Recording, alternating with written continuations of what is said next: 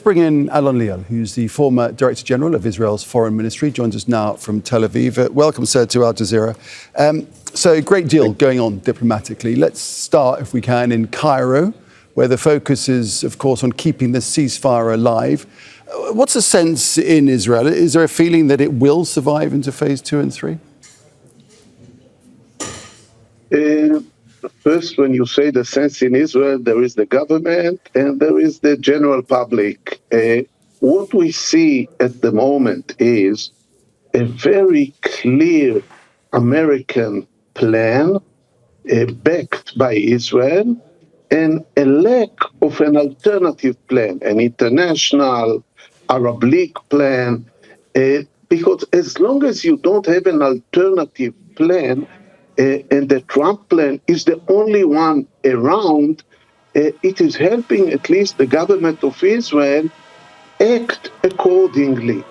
Now, the new thing is that the American decision-making process is very fast. President Trump announces a plan, and the whole American administration is starting to work on it, and the Israeli, of course.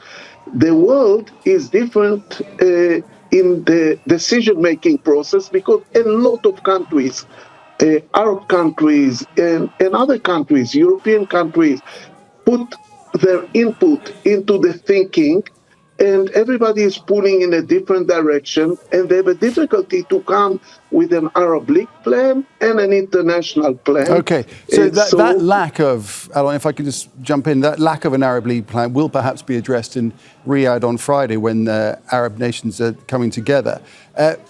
What do you think they need to bring to that meeting or get out of that meeting to find a way forward through this mess?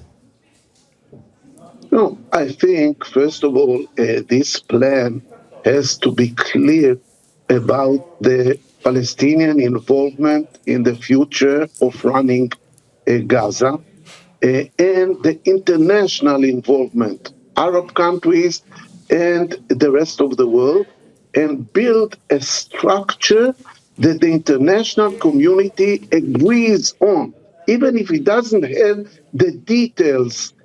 But the Trump plan is so different from what we are thinking, what the international community is thinking about. And the opposition to the Trump plan is so different that it's not enough to say, I don't like it. You have to agree on an alternative and to back the alternative in a way that you have the logistics and you have the financing and the world can start working on an alternative plan. I understand that they are close to it in Cairo now. Cairo, Egypt is the engine because the damage to Egypt, if the plan of Trump is moving forward, is enormous. So Egypt has the interest to move fast, and I think they do it. Right, it's very much in their interest.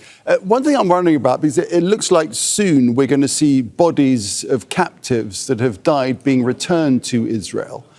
What effect do you think the optics of that grim return will have on sentiment?